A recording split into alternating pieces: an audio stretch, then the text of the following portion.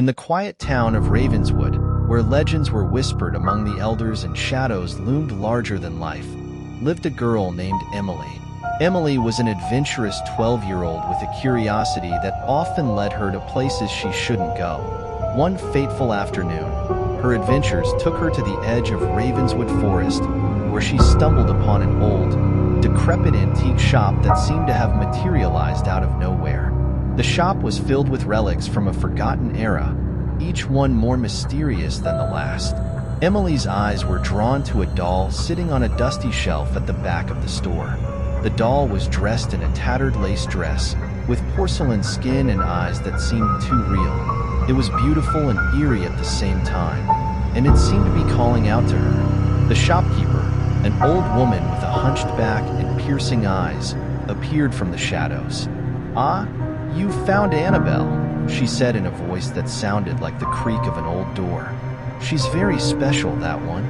But be warned, young lady, she's not like other dolls." Emily, enthralled by the doll's mysterious allure, ignored the woman's warning.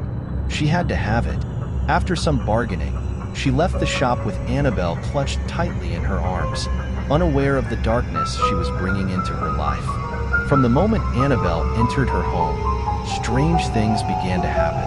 At first, it was little things. A door that closed by itself, whispers in the night. Objects moved from where they were left.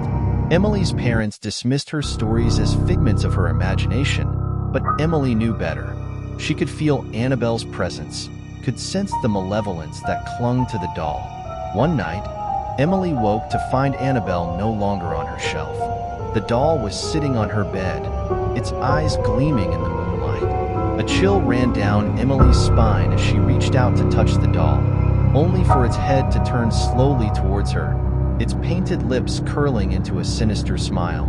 Terrified, Emily threw the doll into the attic and locked the door, hoping to rid herself of its evil influence.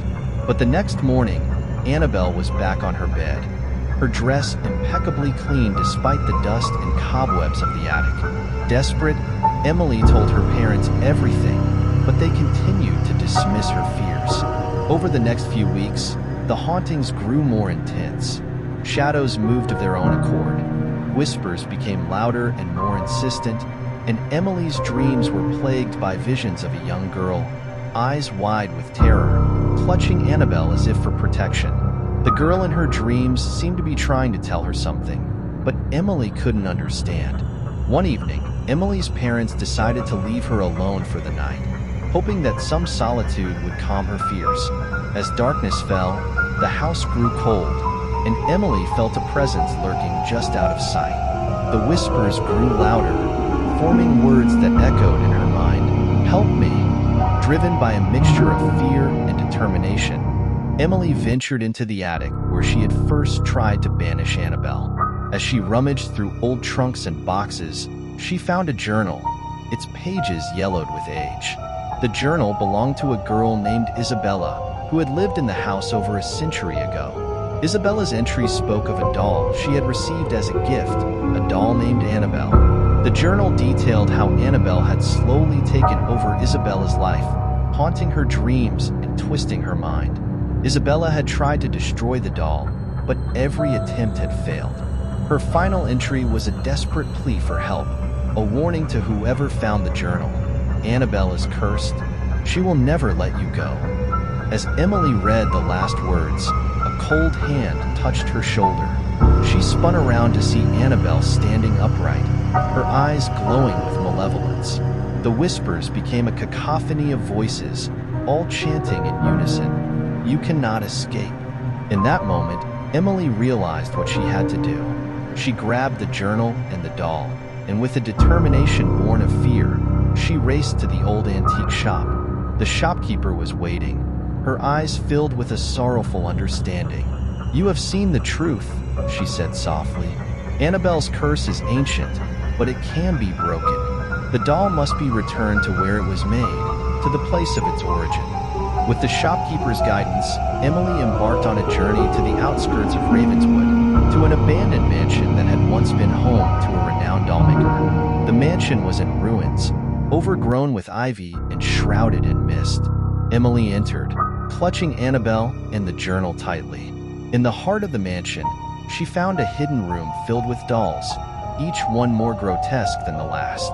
At the center was a pedestal, and Emily knew that this was where Annabelle belonged. As she placed the doll on the pedestal, the room seemed to come alive. Shadows danced, and a cold wind swept through, carrying with it the anguished cries of countless souls.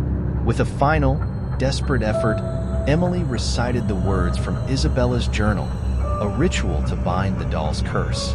As she spoke, the air grew colder, and Annabelle's eyes glowed brighter until, with a deafening roar, the doll shattered into 1,000 pieces. The room fell silent, the shadows receded, and the air grew warm again. Emily knew that the curse was broken, and Annabelle's reign of terror was over. She left the mansion, feeling a weight lifted from her shoulders, and returned home. From that day on, the strange occurrences ceased, and Emily's life returned to normal. She never forgot the horrors she had faced, but she took solace in knowing that she had freed countless souls from Annabelle's grip.